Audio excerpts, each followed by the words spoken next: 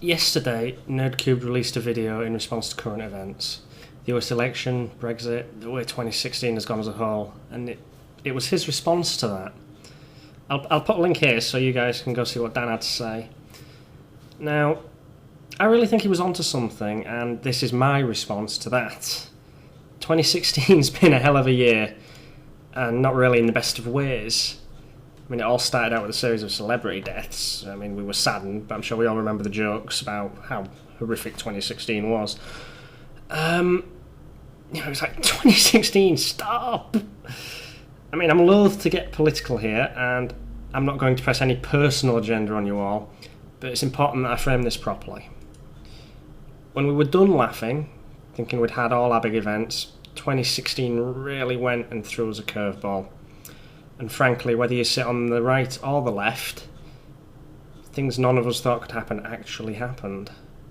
Brexit, Trump, the free world took one huge great big leap to the right. It knocked a lot of us for six. Admittedly, I was one of them. I still am. Just can't come to terms with some of this. Just can't wrap my head around it. When I woke up and saw Trump had won, I was absolutely bricking it. Now, I've nothing against the man, well, aside from the obvious, but what really scares me isn't him, but it's what he represents, or rather, what he represents in the majority that elected him, even though that majority was actually a minority, but we'll not get into that. I'm not daft enough to label everyone who supports him a racist or a misogynist or even a homophobe, but he's certainly won on the platform of all of those things. These things obviously aren't new. They're problems that have been bubbling away all along, just beneath the surface, but his election really brought a lot of that to the fore. His entire campaign. That in the US, and we saw very, very startlingly similar things over here in the UK with Brexit. I mean, over in America, I saw stories of street vendors declaring it's now legal to grab pussy. And chants of, we hate Muslims, we hate blacks, we want our great country back. As Dan said, it was later proven that one of these was actually made up.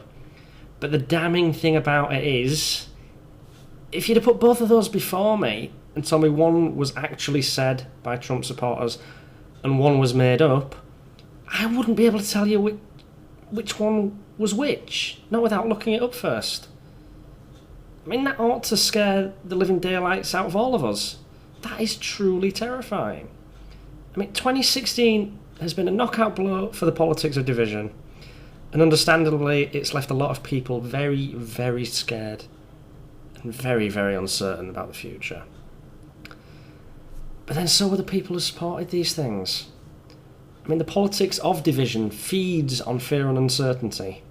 Somebody comes along pointing a finger at a group, just any group in particular, and saying, they're the cause, it's the immigrants, the Muslims, the gays who are to blame, and promises to fix the problem. People are going to eat that up. And they do. I mean, we've seen it throughout history over and over and over again. I mean, I'm reminded of a quote by Alfred Lord Tennyson. Knowledge comes, but wisdom lingers. People always want an easy solution to a problem. They want or they need somebody to blame. Nothing can ever just happen. It's always someone's fault. And sometimes it doesn't really matter to them who it is that gets that blame. We know what comes of this kind of thinking. We've seen it all before. And you'd hope by now we were wise enough to use what we know and avoid letting our prejudices be our first reaction. But it's often very hard to be that rational when you're afraid. But I want to make one thing very clear. You are welcome here. As Nerdcubed reminded me, and I did need reminding, this is the part of the world that I control. If you're listening to this, you're safe here. Know that you are safe here. You'll face no persecution or prejudice. Come here, enjoy the few minutes that my videos give you away from all of that out there. I will not be turning you away. I know it's not really that much because this is such a small, tiny part of everything. But it's there for you. It's there for me, and it's there for you. Dan's message, the thing that struck a chord with me, was that it was all about hope. So this one here, in my personal little space, I want this to be one of resilience. We don't have to surrender to prejudice and division. Here, we don't have to see it afflicted from one group upon another.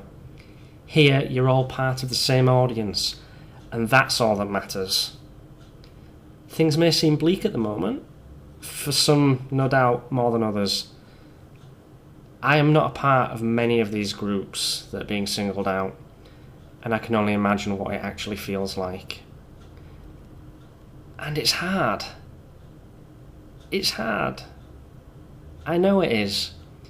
But I need you to understand that there's more than all of that. Things that will not, cannot be touched by it. And that's here. So stay with me for a while. Sometimes the best way to win is by refusing to play their game. And we have to refuse to play that game. Because we're better than that. We have to be better than that. And that's the resilience that I'm talking about. Like Dan said, it's hope, a firm believer in hope. And hope is the source of that resilience. Because if you hope, if you believe that it can get better than this, it will get better than this. It will. We just have to keep working.